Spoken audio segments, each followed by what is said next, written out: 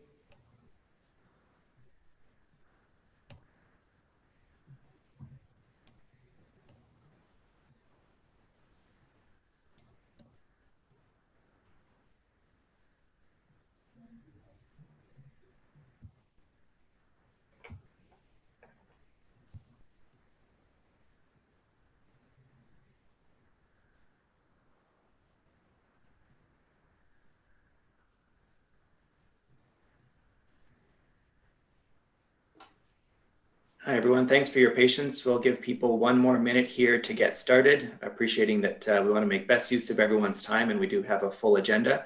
We're also expecting a lot of participants to join us. So thank you for your patience. We'll get started in 1 minute.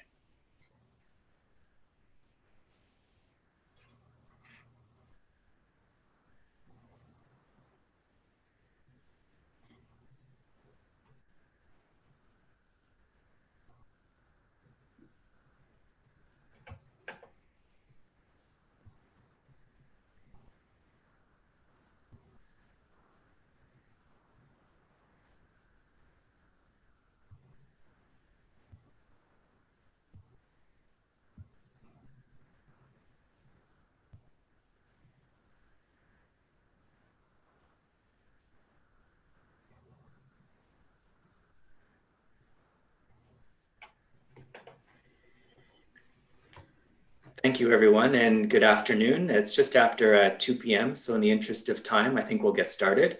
Hello to everyone, and thank you for joining us on a beautiful sunny afternoon here in Ottawa. My name is Mark Savinkoff. I'm the Vice President of Advancement, and would like to formally welcome you. I'll be serving as our moderator here for this afternoon and will help walk us through a series of presentations. But before we get started, I'd like to ask Andre Bonswin, our Director of Indigenization, to say a few words and provide the land acknowledgement. Andre. Thank you, Mark. Welcome, everyone. Kwe, bonjour. I would like to acknowledge that our meeting is taking place on unceded, unsurrendered territory of the Algonquin Anishinaabeg people. We continue to do this acknowledgement in part of reconciliation. Anishinaabeg language and culture is tied to this land. They have a long connection to this earth, the land they stand on today, and they have not, unceded means they have not given up the land to settlers. So with that, miigwech to all our Algonquin people, our First Nations, Métis and Inuit. I'll turn it back to you, Mark. Great, thank you so much, Andre. And just to acknowledge, I know usually it's Ron, who has the opportunity and the privilege to bring greetings and to help provide this role over the course of a town hall. Unfortunately, Ron's uncle passed away, and so in recognition of that significance, which is less about him being an uncle, but being part of the patriarch of that family, with the deepest and well-intentioned Indigenous knowledge to the McCluster family, Ron's observing close to a 10-day condolence ceremony and is trying to stick to that as close as possible. So part of this ceremony is him stepping back as being a speaker. And so we'd like to offer our condolences to Ron and his family during this time. So with that said, we'll start to move into the more formal parts of the presentation. I'll be providing some housekeeping updates, and then we'll turn it over to our president, Claude Blanchet. So this does continue to be one of our largest online gatherings that we've hosted since we've shifted away from our on-campus opportunities to host these types of virtual meetings. The town hall is an example of a series of online events that our events team has been hosting for our community over the past couple of months, and you'll see that that will continue. Next week, for example, you may have noticed that there is an event. It was posted in my AC, a great opportunity to hear from Harley Finkelstein, the Chief Operating Officer at Shopify. So this is the next large event exclusive to our employees and our students. Harley is a Canadian businessman, lawyer, entrepreneur, and public speaker. So we're excited to hear not just about developments like we'll talk about today, but also hear from individuals like that. So I would invite you to continue to participate in those online activities and to sign up for that event as well. As we do have all hands on deck here today, we do have over 600 attendees. If you have any technical issues or concerns as we move through the agenda this afternoon, please reach out through the chat box and the events team will assist you. And I've noticed some activity there in the chat box already, so thank you for that. They will continue to respond to your questions and provide some guidance there as well. So as you know, questions are very important to us, and so we'll work to manage the question and answer process. It may be a little bit challenging for a variety of reasons, but in order to mitigate this, we're unable to take questions after each section of the presentations, but instead we'll have lots of time at the end for live question and answers. And I'll make sure to moderate that period here as well. So you also notice that we're using a webinar tool today instead of our regular Zoom meeting. And as a result, you can only see the faces of the presenters. However, webinars allow us the greater ability to have a larger audience. And that was needed for today. That's some of the feedback that we heard after our last town hall. So closed caption is available by clicking the closed caption button on the main bar. And with that, I'd like to introduce our panelists and some of the individuals who they may call on as parts of their presentation. So we have our President and CEO, Claude Blanchet. We have Diane McCutcheon, our VP Human Resources, and members of her team, Penny Dockrell, Manager of HR Programs, Maureen Costella, Manager of Talent Compensation, and Aaron Langevin, our Director of Labor Relations. We have Chris Jansen, our Senior VP Academic, and as part of his team, Mark Leduc, Executive Director, Academic Operations and Planning. We have Dwayne McNair, VP Finance and Admin, and with him, Colin Batarang, our Director of Risk Management, Grant Perry, our Chief Financial Officer. We also have, as I mentioned, Ron McClusker, joining us as VP of Truth, Reconciliation and Indigenization, and Laura Stanbra, VP of Student Services. So just a quick note on live questions here before we get started. There will be approximately 40 minutes of live questions at the end, and we'll ask that all of your questions be entered in the Q&A box only, not the chat box. What will happen then is that I'll have the opportunity to go through those questions and read the questions aloud and ask a member of our panel to answer. And please note, we will attempt to get through all of the questions, but at the same time, appreciating that we may have more questions than we have time for. So in order for this to run as smoothly as possible, please hold off on asking your questions in the Q&A box until this portion begins, because you may find that some of your questions are actually answered throughout the presentations. And this will help us manage the intake process at the very end. For those of you who are watching through the live stream link on YouTube, please submit your questions in the chat. And Bonnie, who's a member of our events team, will get them to me. So you may see me looking back and forth on a couple of different screens to help facilitate that conversation.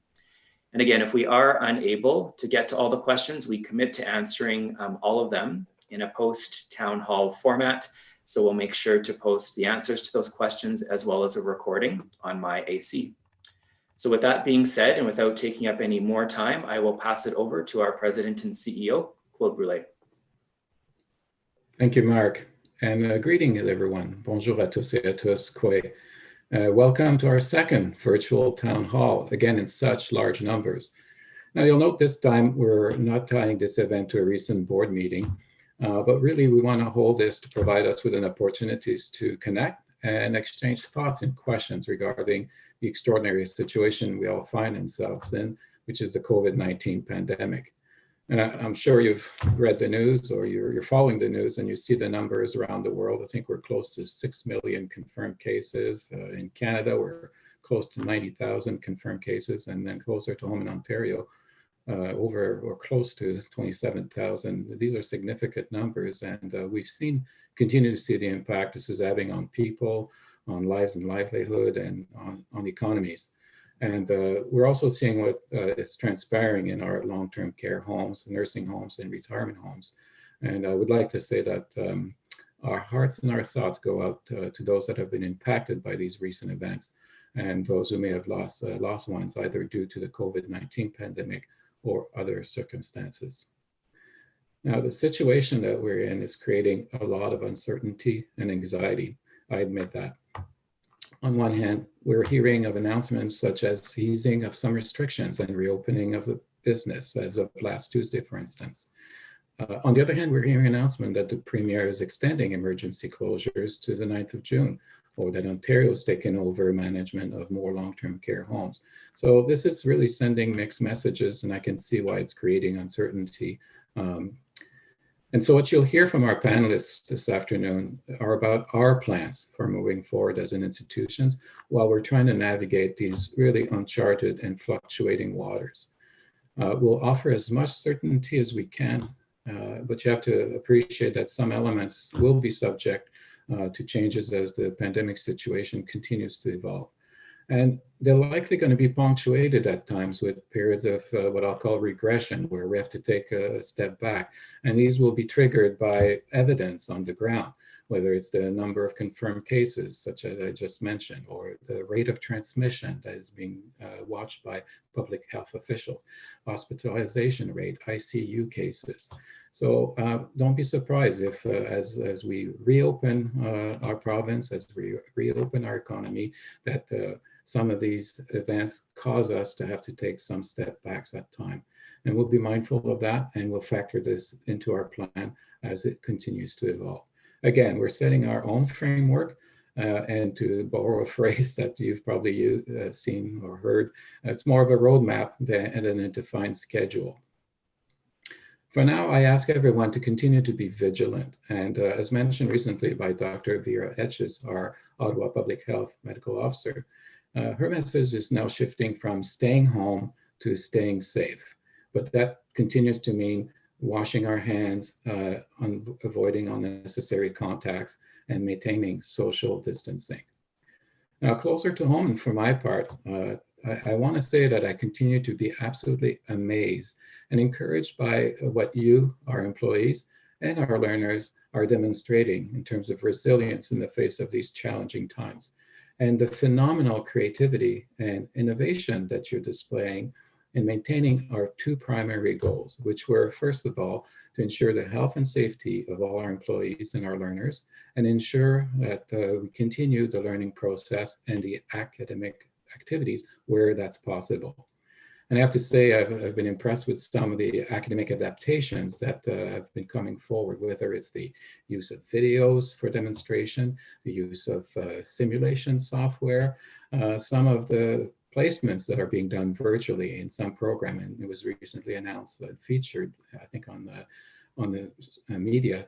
Therapeutic recreation program, for instance, came forward with great ideas for virtual placement. So kudos to all of you for your creativity in this regard. In our service area, we've established curbside pickup for locker content for some of our students, or curbside pickup for course material from our connection stores. So those are just some examples that are helping us continue the learning process and college operations during this difficult period. I also want to give shout out to the COVID-19 Coordinating Committee that is ably led by Colin Batarang, and to everyone who's contributing to the development and maintenance of our planning scenarios, which continue to evolve. We've received accolades from our auditors for the forward thinking and the level of details that's already factored into a financial scenario. So well done, everyone. Finally, I want to acknowledge what I'll say the elephant in the room, or the moose on the table, what's on everyone's mind. And that's really what's happening to me. You're asking yourself, what's happening to me?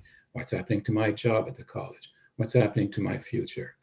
And so this afternoon is really where we want to spend time on. So we'll start off with two presentations, one from our Senior Vice President Academic, Chris Jansen, on academic planning and where we're at, and one from Diane McCutcheon, our VP of Human Resources, to talk about where we're at in terms of our plans to protect jobs, our plans to mitigate the pandemic, and what's happening with our workforce adjustments that undoubtedly we will need to make. So we'll start with this and then we'll open it up to questions. And I'm probably stealing some of Mark's thunder here by doing that, but I'll turn it over to you, Mark. Thank you very much, everyone.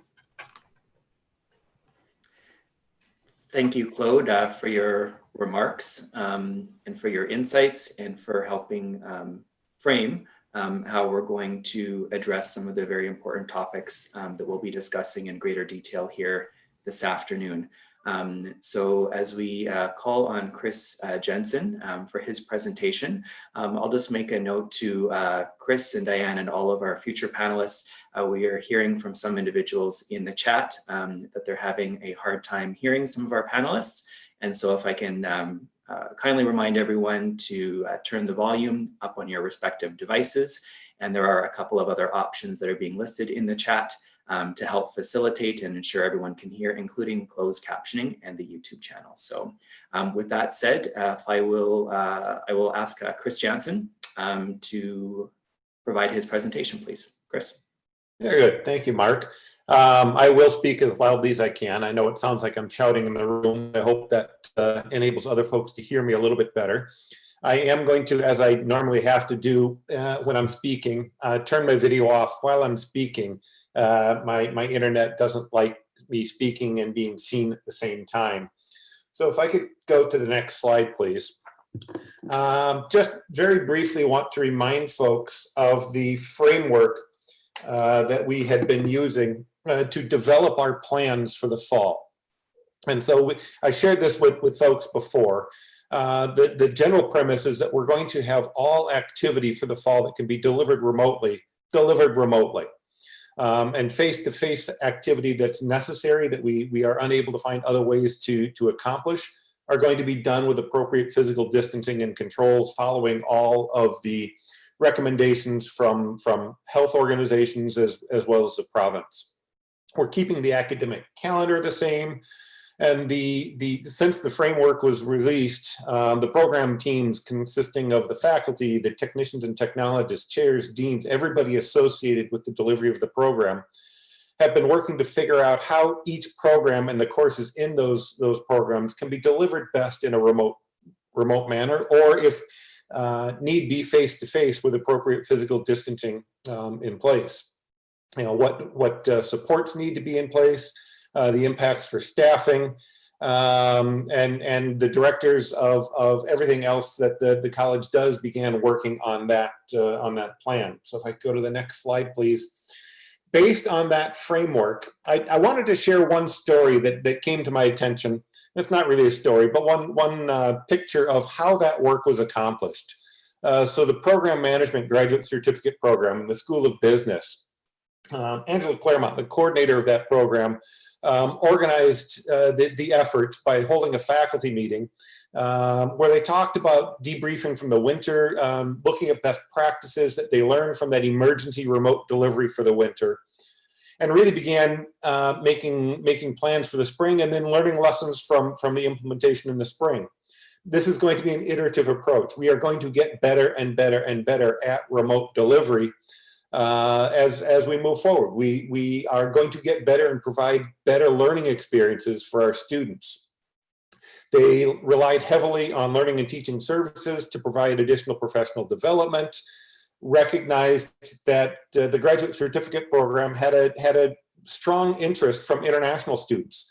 And IRCC had made a decision that would enable students, international students, to begin their studies in their home countries. Well, many of those are at significant time differences. If they're in China, you're as many as 12 hours different in time.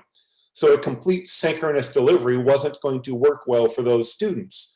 So they developed ways of doing a balance between asynchronous and synchronous, making sure to record the synchronous content that folks could either review later or simply use as their primary source of gaining the necessary information.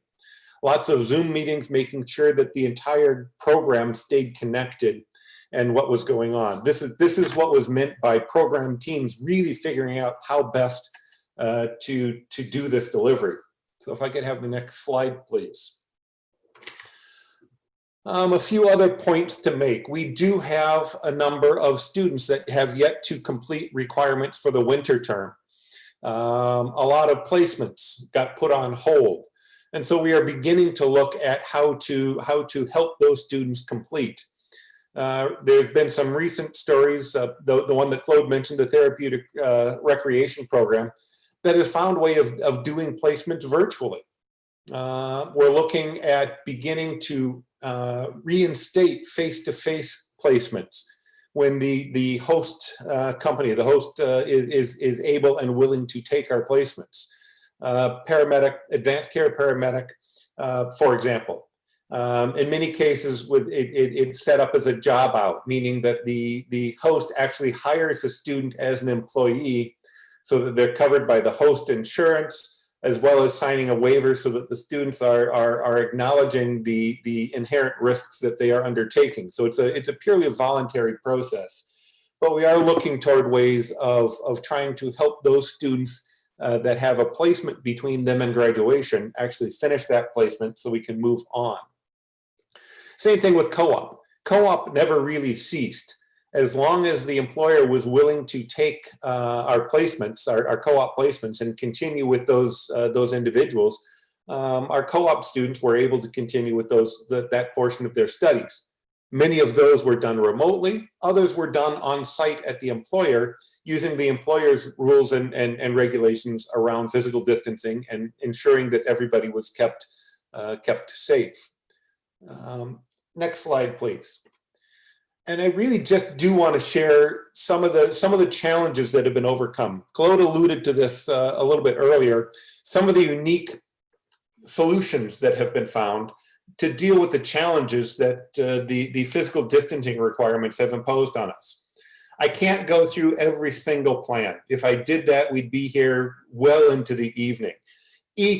No one size fits all. Each and every program, and sometimes levels within a program, and in some cases even activities within a level, needed to be dealt with on a case-by-case basis. So I just want to share a couple of examples to give you a sense as to what really is going to be happening this fall. So if I could go to the next slide, please.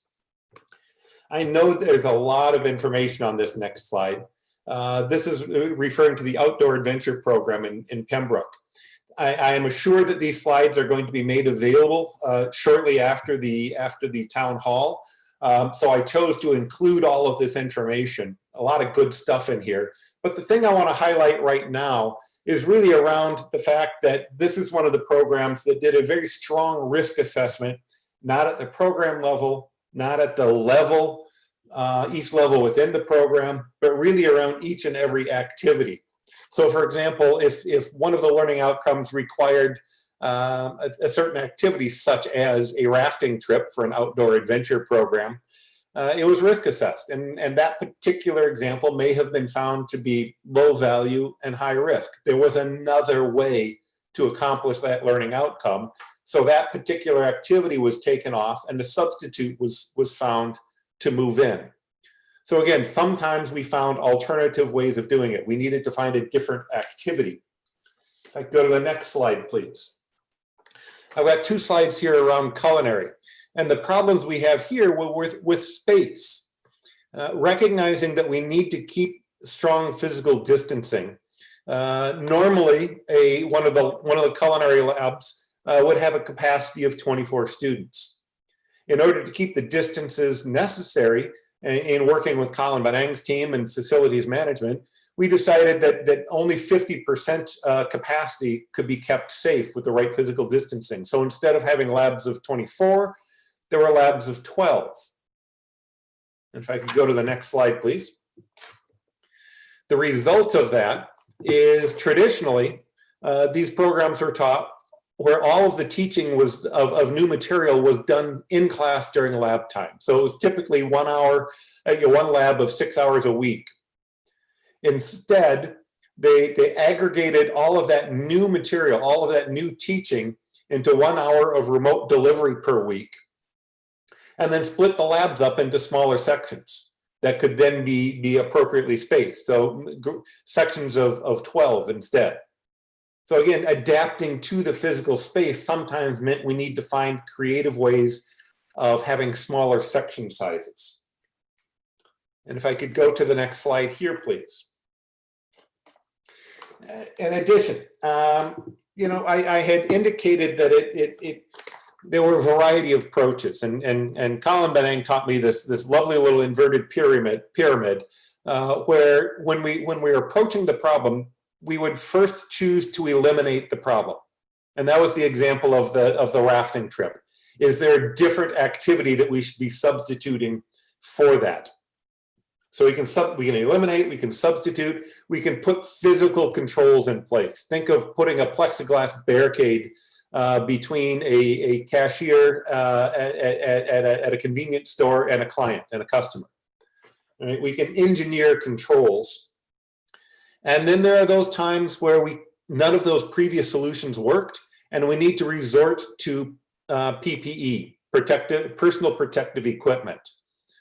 And so an example of one of those where the only way that it was feasible to continue with the face-to-face requirements is the paramedic program. They have put as much in remote delivery as possible, but there are certain activities that a paramedic needs to do that requires fairly close physical contact to simulate rescue. And so in these instances, we're going to have to employ a higher level of PPE than would normally be employed for the paramedic program. However, we're also using this as a learning opportunity, a teaching moment, because not only are we going to need to use PPE, we're going to need to ensure that these spaces are regularly cleaned. And as part of the job of a paramedic when they complete studies here and get employed is going to be keeping equipment clean and sterile, we're going to incorporate that into the instruction that students will be using to help learn the craft that they will be joining when they finish. So again, I know I've gone through these quickly, but I just wanted to give a couple of examples of how the academic area worked together to find creative solutions to safely enable as many of our students as possible to continue with their studies this fall. And so if I could go to the next slide, please. The final outcome of all of this, and this work was just completed in the past 2 days, really. The college had initially intended to offer 434 program levels this fall. We've figured out how to offer 410 of those that are going to be in keeping with the requirements under COVID, which means 24 levels, only 24 levels are not going to be able to be offered this fall. And of that 410 levels, 238 of them will be delivered remotely only, with no requirement of students needing to be on campus. The remaining 172 levels will be a combination of remote and on campus. And again, these won't be in the regular classrooms with theory being delivered in a normal manner. That will all be done remotely. The only on-campus activities will be those face-to-face requirements that require specialized activities and equipment. And so if I could go to the next slide, please. So in the end, the original target for the fall, what we had built our original budget on, was an enrollment of 18,800 students. As of earlier this week, after completing all of this academic planning and looking at the capacity to deliver, as well as the students that are in the recruitment pipeline, we are anticipating that we will be able to achieve an enrollment of just over 16,000 students. So somewhere between 80 and 85% of our original target. Mind you, that's still quite a decrease. 15% lower is painful, but it's much better than I had really hoped that we would get to. So that's a good news story. And I wanted to share the last piece of information. Of that 16,000 students that we expect to have, 10,700 will be remote only, which means they won't need to come on campus. Which means about 5,400 will at some point or another be on campus, generally in a given week. That doesn't mean that we will have 5,400 students on campus at any one point in time. They will be spread out across all 7 days of the week. mostly Monday through Friday, but some on the weekends, evenings. So the distancing will be able to be achieved with those numbers. And I think that completes my portion of the presentation. If you could go to the next slide. Thank you very much. And Mark, I will turn it back over to you. Thank you, Chris. There's a lot of information there, and I'm sure our participants have a lot of questions. If I can ask people to continue to write down your questions either on a sheet of paper or type them out, and then at the end of the presentations, enter that question into the Q&A section. We want to make sure that we don't lose your question throughout the course of this next presentation, and that if the next presentation does not in fact answer it, that we can address it here in the last part of the presentation. So with that said, I will again thank Chris and his team for all of the work that went into sharing that information with us and for helping inform the next steps forward. And at this time, I will call on Diane to talk us through the Workforce Pandemic Mitigation Plan. Diane.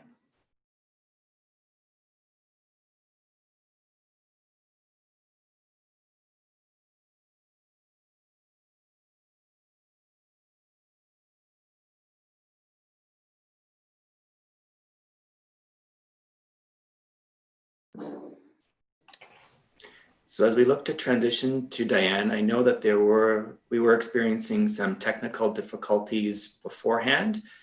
So we'll just take a minute to pause and reconfirm that we still have access to Diane and that she can disconnect and reconnect back with us to help us facilitate the last section of presentations.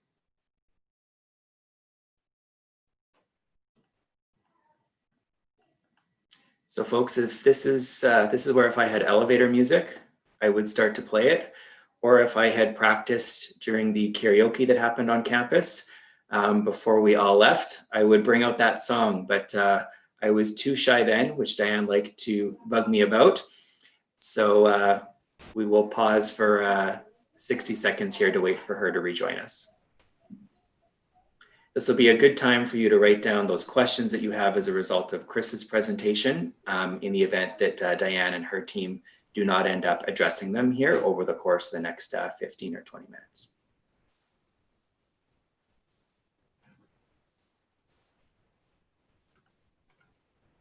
And to all of you with your words of encouragement in the chat, thank you. And I will politely decline, no, but I appreciate your spirit and enthusiasm.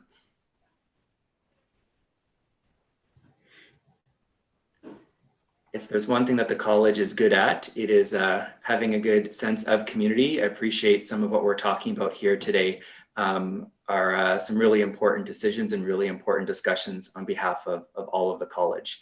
I know in advancement, we talk a lot about community and the need to have a strong community, to rely on people to work with us in support of our students.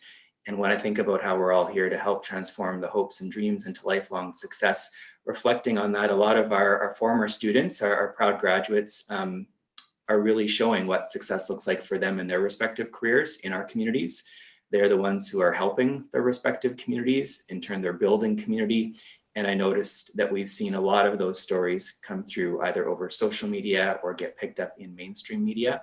So I want to acknowledge all of this community for helping make the student experience as positive as it was for our students to really make an impact in the outside world.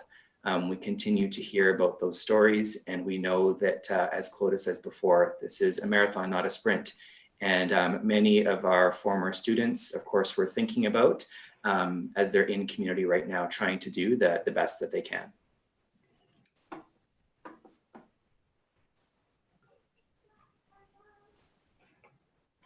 Okay, Mark, we've had a couple of suggestions to move to the next presentation, but we only have two presentations today, and it was Chris and then Diane. I see Diane's back on now. Do we have sound? Diane, do we have sound?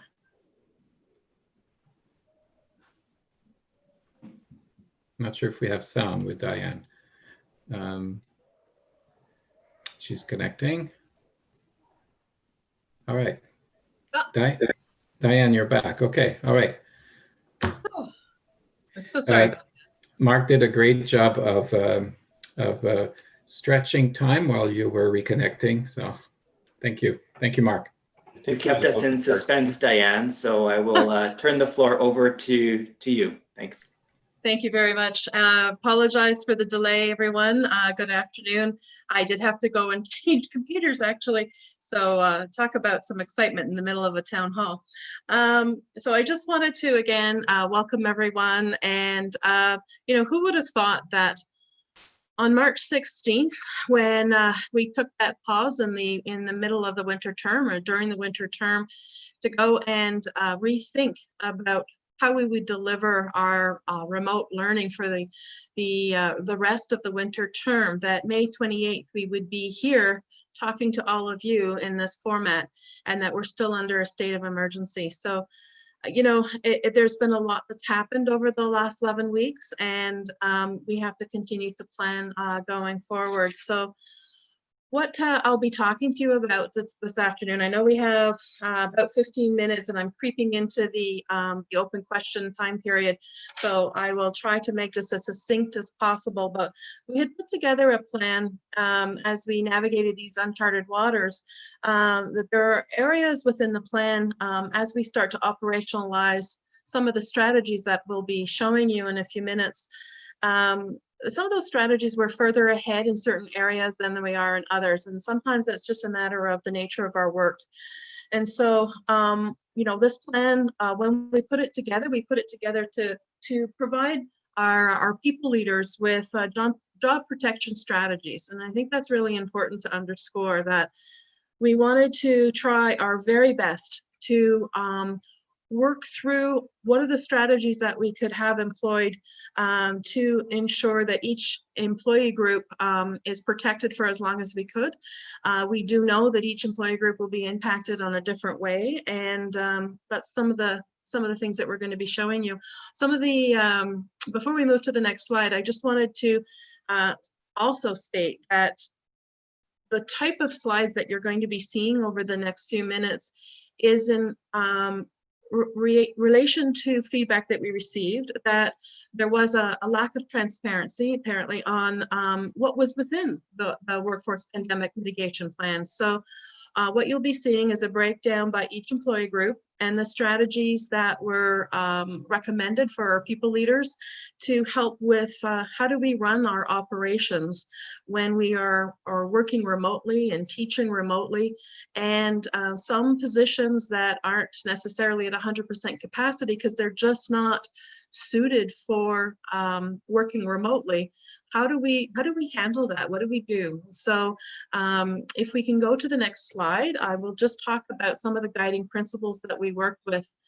And so these guiding principles that you see on the screen, I'm not going to go through each one of them, but that underscored everything that we did and everything that we put in place. And so certainly reflective of our core values, student success, and the harmonious workplace was something that was really important to us. And then of course, we always have to balance the well-being of our employees with the financial stewardship responsibilities that we have. Next slide, please. So how we structured the mitigation plan approach, again, for these job protection strategies, is we really then identified, based on a kind of a list of priority, how do we approach things? So it was presented in, do this first, and then we can move to the next one. But this plan is a fluid plan. And so if we go to the next slide, I'll be able to illustrate what I mean by that. So I first wanted to talk about what were the strategies for our full-time administrative staff. And so when I say it's fluid, we could be going back and forth between some of these strategies. And so our first strategy that we wanted to focus on was use of excess vacation liability and schedule usage of the 1920 accumulated vacation. It doesn't mean that once that's done, we have a little check mark beside it, and then we don't need to pay attention to that anymore. We have done a really good job, and not just in this employee group, but in all employee groups, of really trying to reduce our vacation liability, which is actually millions of dollars. And so that's a savings to the college, but it's not something that we can take our attention away from, because our 2021 accumulated vacation will be starting as well, and we'll need to have that same rigor so that we are fiscally responsible, especially during this time. We always need to be fiscally responsible, but during this time it's even that much more important. Also, redeploy administrators, of course, were needed to fill vacancies if they are not at full capacity. And then employee-initiated reduced workload and employee-initiated unpaid leave of absence. And then a final strategy would be serve notice of reduction or termination of employment. So those are the strategies that we have in place for our full-time administrative staff. Can you go to the next slide, please? The next employee group is what we call our fixed-term administrative staff. So for those that may not know what that term is, it's basically our part-time administrative staff, so people that are not full-time. And they do have some access to some vacation. So again, it became scheduled use of the accumulated vacation, but they are in contract. And so it's retained contracts. However, so let me back up. This is for people that are, their positions are not, do not equate well to working remotely and are not at 100% capacity. So that those two kind of premises are underscored for each employee group. So for fixed term administration that are not at 100% capacity and do not have roles that work well working remotely, retain contracts, however, no further scheduled hours until the contract ends. We could undertake, if an employee initiated it, an unpaid leave of absence. And then a final strategy in this employee group would be serve notice of a temporary layoff or termination of employment. Next slide, please. You'll see the common themes throughout for each employee group. So this employee group is for full-time and IO positions, support staff positions. And again, same strategy, vacation utilization, excess vacation utilization, redeployment of staff to fill either vacancies or other areas that have a high capacity or an overcapacity. For what's important on these two bullets coming up next is employee-initiated reduced workload and employee-initiated unpaid leave of absence. Within our support staff employee group, you know, the collective agreement needs to be adhered to, of course, and within the collective agreements, it speaks to employee-initiated reduced workload. And so therefore, anything that we would entertain from anyone coming forward would have to be employee-initiated. The same with an unpaid leave of absence, it could be employee-initiated. And there are times when, and not just for this employee group, of course, but for all of our employee groups, where we have other obligations that are taking us away during this state of emergency that we need to tend to. And we are not able to work at either 100% capacity or 50% capacity for regardless of what that reason is. And so therefore some of these options might be of value to you. And then of course, finally, adhering to the collective agreement is serve notice of temporary layoff. Next slide, please. So this employee group is within a different bargaining unit for our support staff, a regular part-time support staff, and their strategies are slightly different. And again, because they have a different collective agreement than our full-time support staff, these are the initiatives that were put forth for that employee group. So again, we would certainly entertain an employee-initiated unpaid leave of absence. And actually, most of the unpaid leave of absences that have come forward for processing have been from this employee group. Temporary redeploy, some of our RPTs, our regular part-time support staff, were needed to fill other RPT vacancies, and that's important because it's within the same bargaining unit. College-initiated reduction of hours up to 50%. So you'll see this is a different strategy for this employee group than the previous employee groups that we've talked about so far, because in their collective agreement, the college is allowed to initiate the reduction, whereas in the other collective agreement, it's employee initiated. And then finally, a strategy for this employee group is serve notice of temporary layoff. Next slide, please. Also within the part-time support staff, there are other designations of employee groups. There's casual, temporary, student, Appendix D, projects of a non-recurring kind strategies. And all these two strategies are what is available for those employee groups. Retain the contract, however, no further scheduled hours until the contract ends, and serve notice of temporary layoff.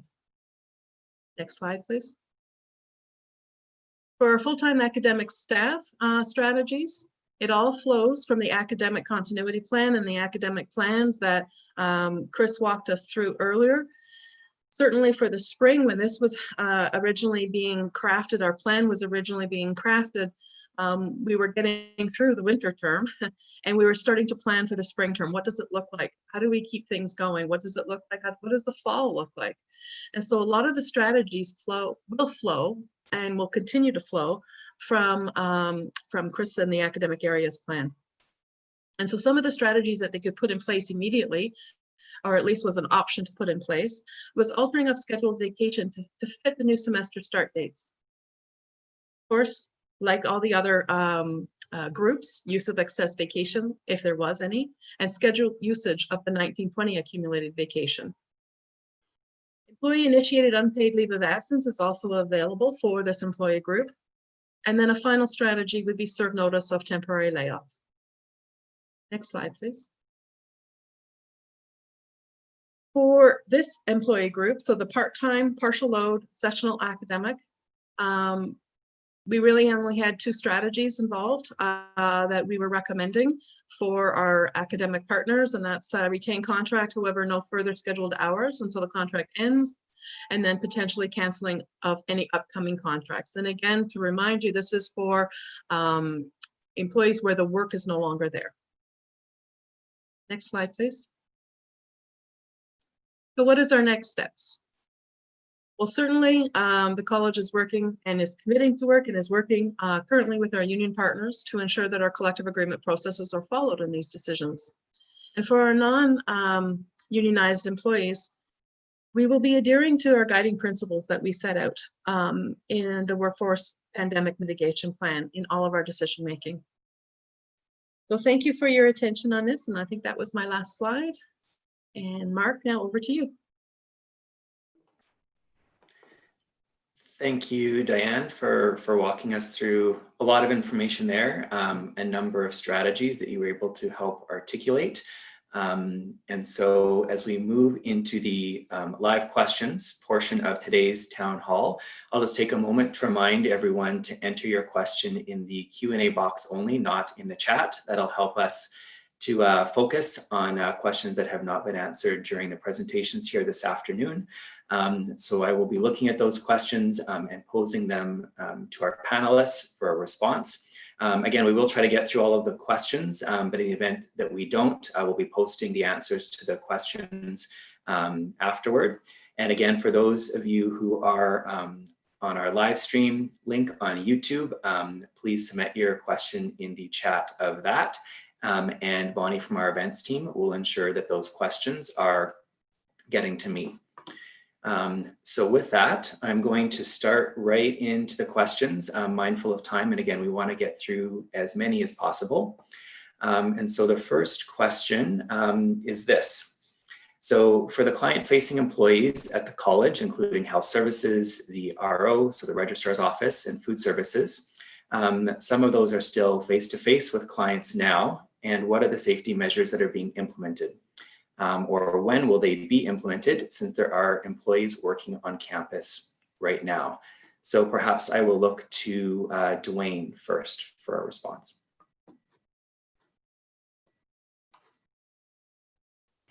Thanks, Mark. We are, under Colin's leadership, we're actively working on measures to ensure that we've got appropriate controls and safeguards in place to keep our frontline workers safe and healthy.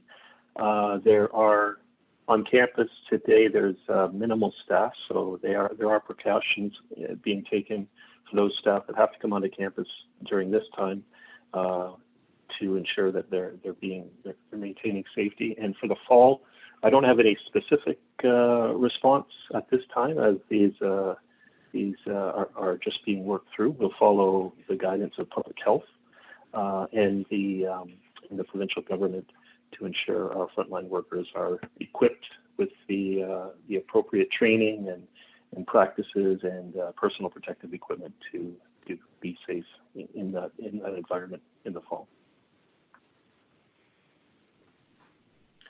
Okay, thank you, Dwayne. I will move on to another question, also directed towards you. How does using vacation save the college money? And wouldn't it be better to wait until the college is in a better financial position before we use it? Yeah, that's a great question. It's you would think that there wouldn't be any savings because we are continuing to pay our people when they're away on vacation at their salary level. So it is more of there is a savings that's reflected in our financial statements every year if we are able to reduce our vacation liability.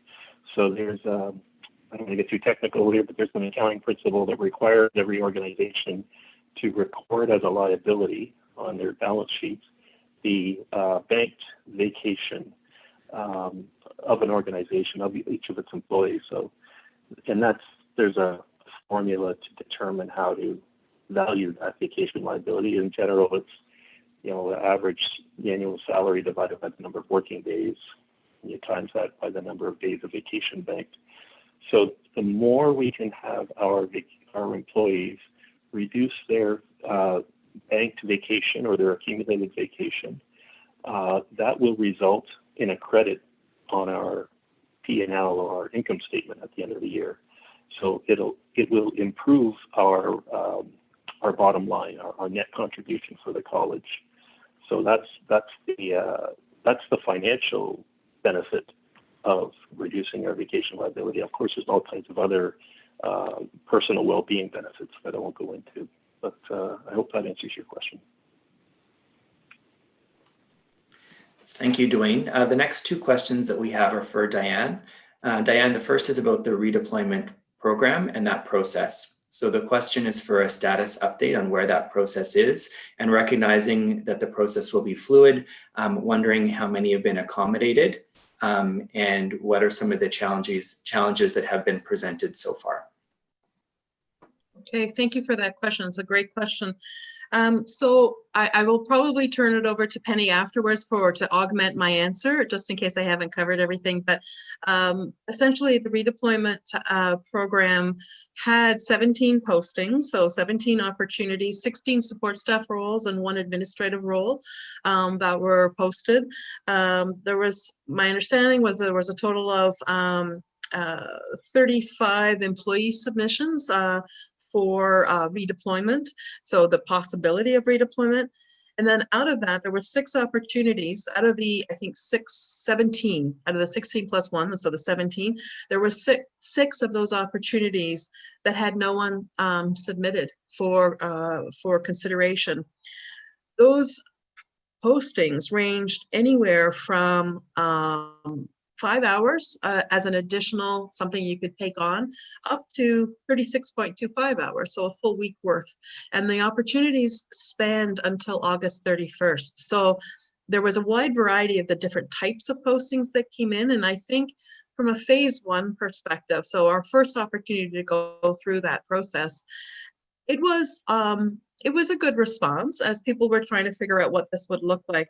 I anticipate as we go through the summer months and into the fall and in some of our new realities where the capacity is changing. And so there might be some areas right now where they're coming up to say, I need a lot of work done in this particular area right now.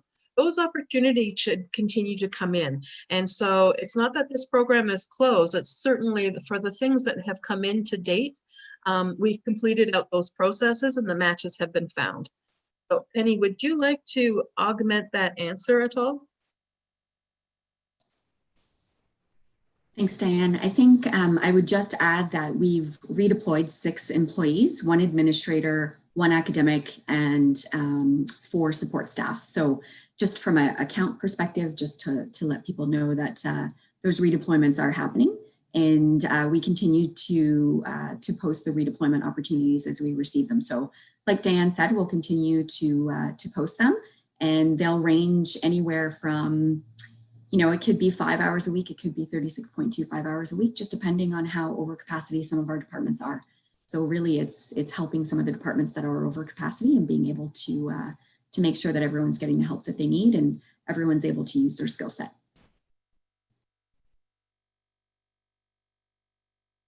Okay, thank you to you both. The next question, COVID-19 is destined to have permanent impacts on the way that certain industries function, and the college is no exception. Flexible working arrangements, including working remotely, is one way that the college could be an innovative part of the new normal. For positions and departments that operate remotely, will the college innovate to allow this practice to continue permanently? And if not, what might be the rationale?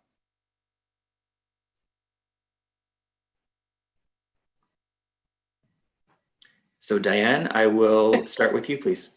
Okay, thank you. I wasn't sure that just wanted to verify that it was addressed to me. Plus my grandfather clock is chiming, so I beg your pardon if you hear that in the background. Great question again. And, you know, we're starting to think about what this could possibly look like, because again, as I'd started to say at the very beginning, who would have thought that we were in this position 11 weeks ago and that we would be continuing to live this reality, certainly through the summer, and what does that look like on a more permanent solution? So we are in the process of starting to turn our mind to that, to say what would post-pandemic, post state of emergency look like. And so as we you know, look to the academic continuity plan to say the labs will be set up differently and the classrooms will be set up differently. And that also comes with, there won't be as many people on the campus. So what does that look like in remote learning and also remote working? And so will we contemplate looking at that from a more permanent perspective? I think that's something that the executive team is starting to talk about. We're certainly looking at a policy on what flexible work arrangements look like on a permanent basis, but I'm not ready yet to roll that out because we're still under a state of emergency, and we still are looking at that this is not necessarily the new normal.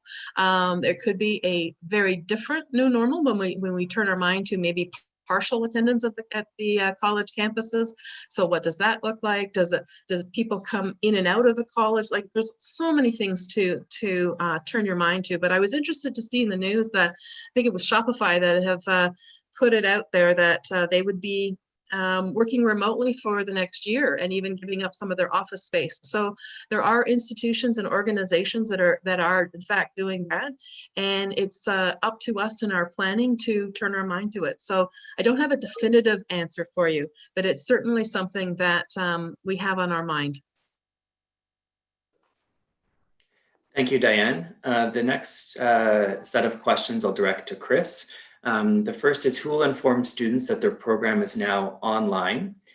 And along with that, will students be given a certain set of expectations for participating in remote learning prior to registration, such as adequate connection, access to a device, etc.? Sure. Thanks for that. The academic area and the registrar's office have been working very closely to coordinate those communications. So generally the RO will communicate at a high level that your program is running. This is what it's going to look like, whether it's remote, whether it's going to require face-to-face. And then we're working with the program teams, the chair, the coordinator, the program faculty, to communicate really those finer details to the students of, all right, this is what it's really going to look like. Here's what your day is going to look like. Here are the expectations for you. Here are the timelines for those sorts of things. And that will be communicated with the students, particularly for the returning students, through their Brightspace shells, where we can trigger an announcement that will send an email to tell the students, hey, come look at this. And similar emails from the program areas to the new level 1 students to share that type of information. did I get both questions? And so the expectations, again, as the individual plans are continued to be refined and honed, absolutely. Sharing the information of acceptable devices, making sure that what we've posted on the web with regards to BYOD actually meets the needs of the program in its new remote delivery, the connection, any other materials that are necessary. That's the kind of communication that will come directly from the program. Thank you, Chris. The next question I will direct to Dwayne. Many organizations are facing some challenges, and they wonder if we can comment and provide business cases where technology is helping the college to serve its mission, for example, CRM. Oh, that's a great question. We are aware of many instances where technology has been leveraged to improve the outcomes and the goals of business, and we're learning lots through this experience because we are having to rely on technology more than we've ever had to deliver our programs and services to students and accommodate our employees to be able to work. And actually the exec team has a retreat planned in a week or so where we'll be spending some time focusing on those types of things. How do we leverage this crisis to create opportunity for the college? Okay, thank you, Dwayne. Diane, back to human resources. A couple of questions around full-time support staff. The first is, for full-time support staff, notice of termination was not listed on the slides. Does this mean that termination does not apply to full-time support staff? And the second question from another individual is, if there are layoffs for full-time support staff, will the collective agreement be adhered to, or will the furlough agreement be followed, ignoring Article 15 in the collective agreement? Diane, please. Thank you, Mark. So I'll answer the second question first, and then I'll ask Erin to help us with the Article 15 information for the notice of termination question. So with regards to the question on will the furlough agreement be adhered to, or will the Article 15 in the support staff collective agreement be adhered to, we do not have a furlough agreement, so we will only be abiding by the collective agreement.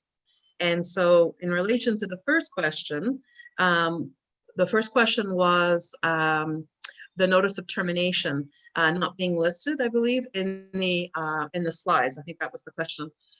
There is a complete process within the support staff collective agreement, very much like the academic collective agreement, that walks through different processes, and seniority is key. And so when we go through the process, it's not the highest of seniority, it's the lowest of seniority that within the positions that gets the notice of layoff. And then those processes take place, which includes a bumping process. These are all within the support staff collective agreement. Erin, can you elaborate on that process for us? Just what it would look like. Thanks, Diane. So we have a College Employment Stability Committee that's composed of both union members and college members, and we assist with the process when a layoff is determined. So we would work through that process with all parties, and there's bumping procedures, as you discussed, there's recall procedures, and there's a fair amount of time and work that the College Employment Stability Committee does together and makes recommendations to the president prior to termination being considered. And when you look at Article of the collective agreement, there's many steps that need to be followed prior to seniority being lost through a layoff in Article 15. Thank you, Erin. Thank you, Diane. Thank you, Erin. The next question is for Laura. And the question is, are there students who are having their fall term offer admission pulled back because we have some programs that will be taking in fewer students to enable distancing? Thank you. That is a good question. And we're not quite there yet, but we do anticipate getting there very shortly to be in that situation, because we do have to have different, as Chris demonstrated in his PowerPoint presentation, physical distancing means being able to accommodate fewer students. So the registrar's office, working very closely with the departments, we will be in a very unique position where we will most likely need to rescind some offers, and so we will work through that in a very careful way, a very personalized way with the students, to see if there's any other capacity in a program that they might want to pursue, and if not, then and certainly we saw a lot of the online capabilities for our students. The majority of the fall is being offered remotely, so that certainly helps in terms of not having to rescind offers. But yes, we'll be most likely in that situation and work through it very, very carefully. That is such a coordinated effort to communicate that properly internally and to our students. Thank you, Laura. Related, there are a couple of questions directed to Chris about if learners have been informed that they'll be learning remotely for the fall semester, and in turn, when will we as a college community become aware of which programs are not going to run this fall? Okay, thanks very much. The learners, the consultation with the RO has been happening, and frankly, there's been a flurry of activity this week, and I've lost track of whether or not those communications have gone out or are going out imminently, but they are going out very soon. And as far as when the greater college community can find out what programs are and are not being offered, that information I have. I just need to find a good venue in which to share that, and so that information will be coming out over the next few days. Either at the end of this week or the beginning of next week, when we find a good way of communicating what that information is. So soon. Thank you, Chris. Diane, a couple of questions for you. Have employees or unions been consulted to give their mitigation ideas? There might be alternatives to the ones that were listed here today. Great question. And I can say that we're always open to feedback and input. Multiple ideas are always welcome. And I know through the College Employment Stability Committee, there's opportunities working with our colleagues that sit around the table, both on the academic side and the support staff side, to come back with some other creative solutions. But we're always open to receiving suggestions that you may have. And if there is department specific or program specific or school specific ideas about what might work better in your area, what could work, what are some of the ideas, I encourage you to reach out to your managers and your chairs and your deans and directors or your vice presidents that are sitting at this panel to hear your ideas. I mean, that's something that we would be open to, and we're welcoming all suggestions. Thank you, Diane. One further point of clarification feeds into another question, and the question is about why local executives from our union partners have not been given a seat at the table to discuss workforce planning in the same manner as addressing Bill 148 issues in the past. Great question. So what we do, and Claude, you may want to augment this answer. What we are doing is Human Resources developed this mitigation HR strategies from a job protection perspective. And what we do is we have a COVID team that is working under Colin's leadership as well. There's a lot of different subgroups. And then our ACLT, our Algonquin College leadership team, pardon me for talking in acronyms, meets regularly like at first we were meeting almost every day, and then it went to every second day. Our executive team meets every day on this matter. So that is how we are handling this. But we certainly have regular check-ins with our union partners and keep the conversations flowing. So Claude, I don't know if you wanted to add to that. Yes, absolutely. Thank you, Diane. Thank you, Mark. And thank you for whoever asked that question. It's a very important question. We absolutely need everyone at the table to have the best possible solution for our employees. And I think, as you've heard from Diane, we're asking constantly for that input in order to capture that input into the eventual solutions that are put forward.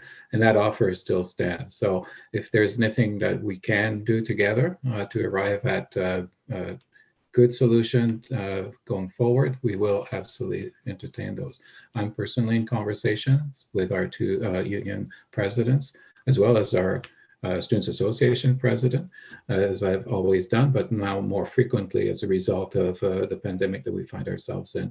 And as Diane has mentioned, our two union presidents are sitting on CBC. They are sitting themselves or their representative on the COVID coordinating committee.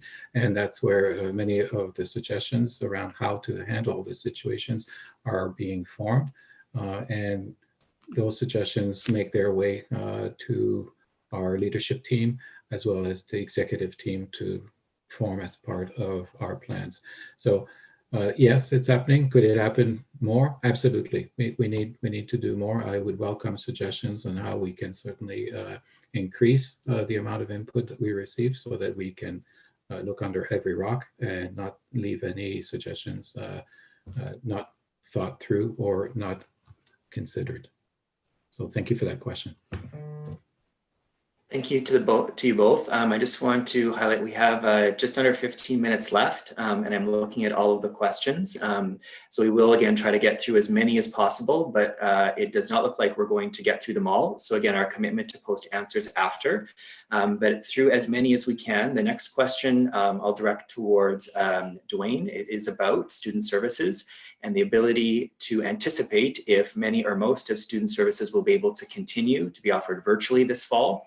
And will students be told to only visit on campus on the days that they must do so in order for their learning activities?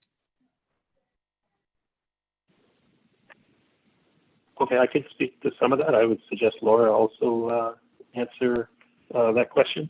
The student services that are in my portfolio are generally the campus services, the ancillary services. And there are some of those services being offered virtually where we can. For example, purchasing course materials can be done online, and we're now offering curbside pickup.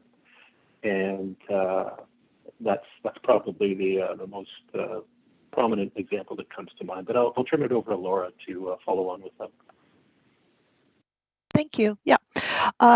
So we saw in Chris Jansen's presentation that we anticipate fall term to have about 5,300 students, possibly less, we'll see, and not all here at the same time. And so Student Services is following the same guidelines as the academic program. Only people who need to be here on campus will be here on campus to deliver services. We'll certainly be following all the health protocols. So, and we've proven through these past, I don't know, are we 11, 12 weeks now into this, that we have also pivoted very quickly and have been able to offer all of our student services remotely and in a very good way. And we do continue to do so with the majority of our services through the fall. So I hope that answers that question. Okay, thank you to you both. We have a few questions about VPN. So the first is, some people do not know that they need VPN to access the redeployment opportunities. Could the college send out a communication to let them know with a link to instructions for VPN access? And connected to that, the question of if there's a strategy to connect with staff who do not have regular VPN access, with again, different redeployment opportunities and to share other important news. So as it relates to VPN, perhaps Dwayne, I will look to you to start. Okay, thanks, Mark. So yes, we can and will send out a communication just to confirm the process to use VPN to access those redeployment opportunities. And maybe perhaps Diane can answer the other question. Sure, I was just actually thinking about, it's a great question. I was just thinking about how would we communicate opportunities to people who maybe have, for a variety of reasons, don't have their contract active anymore. And so I'm going to turn my mind to that. I will think about that. I know Penny came up with a solution during the recent round. And Penny, if you are able to speak to, I believe you sent it out a different way. Can you add to what we did the last round? Just in terms of sending out the redeployment postings, Diane? Yes. Yeah. So we sent those out 3 different ways. First, we actually posted them on MyAC. HR has a regular job posting spot on MyAC, so it's a job posting page. And what we've done is we've posted all the redeployment opportunities there. Secondly, we sent them out to a regular distribution list that we use across the college. And so that typically goes to about 200 or so people across the college, made up of different admin assistants and timekeepers, budget officers. So a number of different people who have asked to be on the distribution list over the years. So that goes out at the end of every single day. And then thirdly, we actually post them on MyAC, or sorry, on Workday, but it's internal to the college only. So no one external to the college can see them. So that's the relation to the VPN access. But thank you for providing an overview of some of the other steps. But it still doesn't address. It still doesn't address the how do we send out important communiques. So we'll turn our mind to that. I don't have an answer for you right now, and certainly talk to Tracy and her team from a comms perspective, a communications perspective, to see how best we can continue our communication. Thank you. Thank you, Diane and Penny. This question is, will the college executive and management take a pay cut and or use their excess vacation? So Claude, perhaps I will look to you first. Sure, thank you. The subject of compensation, let me be clear, we're not asking any group to take a pay cut for the work they do. If you're doing work and if you're doing your work at 100%, you're going to be compensated at 100%. So we're being true to that, and we're asking that every group receives proper compensation for work done. That's true for the executives, for administrators, support staff, faculty. On the topic of vacation, I've asked my executive team, and including myself, to take all of their vacation accumulated, their 19-20 vacation included. And at this point, I think we only have 2 people, me included.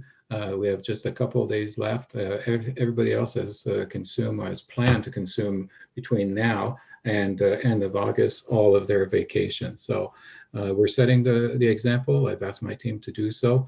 And, I know it's,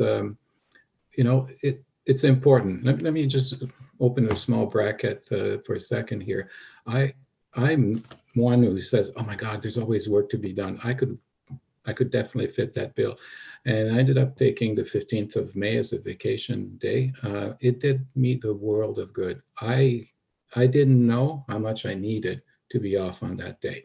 And that's my message to everybody. The vacation is not meant to be, something you accumulate as a bank for future things. That it's meant to be used to see to your health. It's meant to be used as part of our making sure that we have people who are effective at work.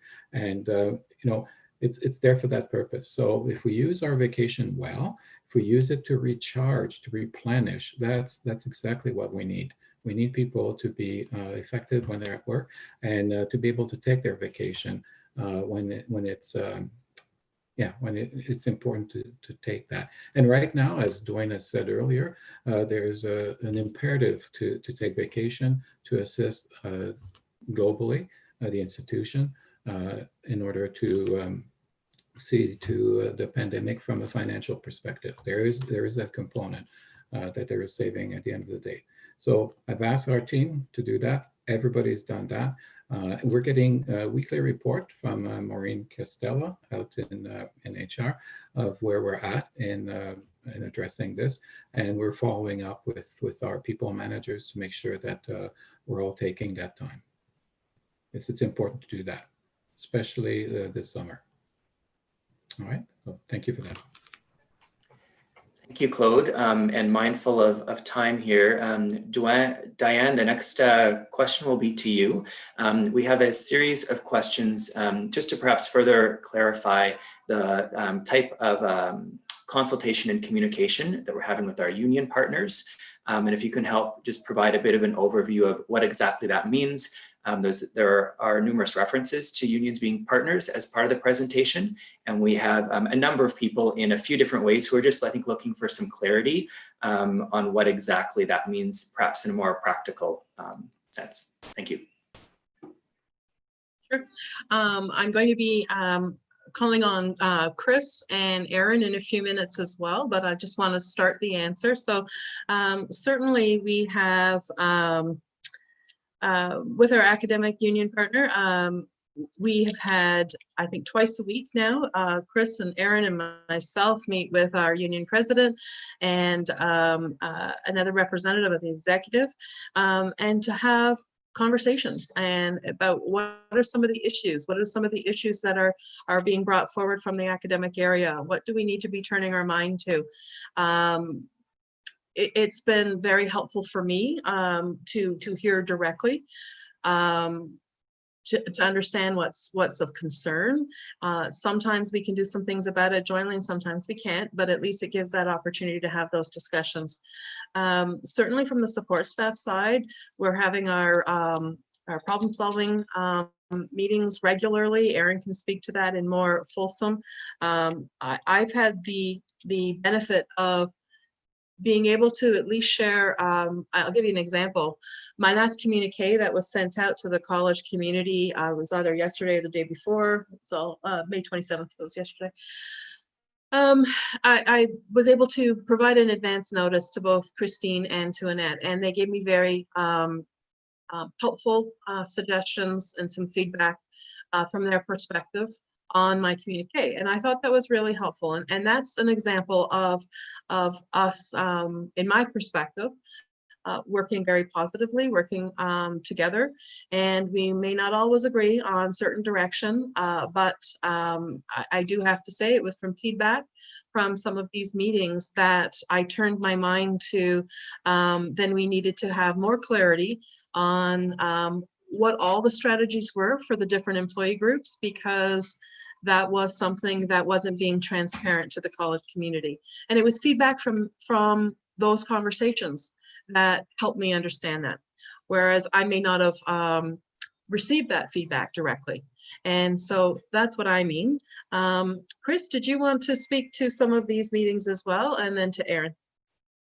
Sure. Just briefly, the conversations that I've had with the academic union president haven't touched as much on the workforce planning and mitigation as it has around the work of going remote, workload assignment, making sure that everything being done fairly and equitably and in accordance with the collective agreement.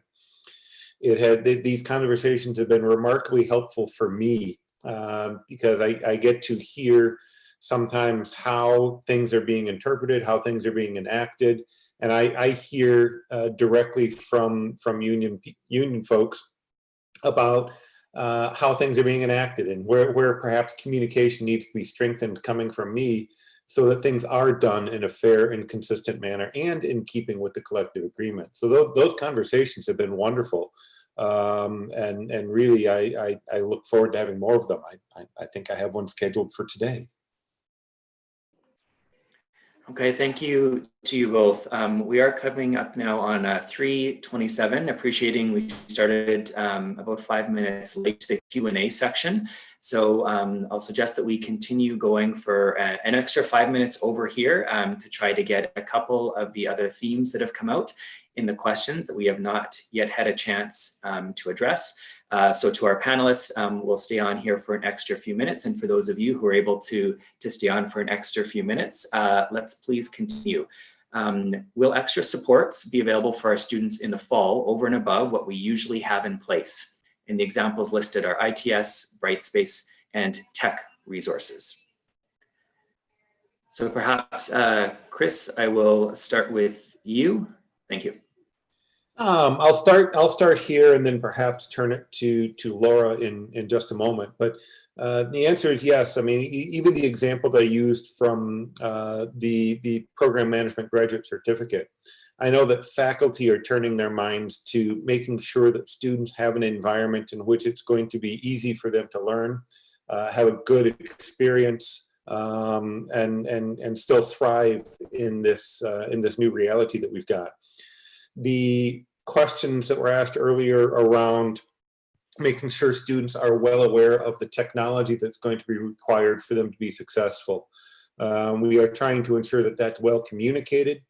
I know that when we went to remote emergency delivery for the end of the winter term, the college gave a strong effort around trying to ensure that all students had good access to intranet of at least the speed that they would be able to be functioning within that remote delivery.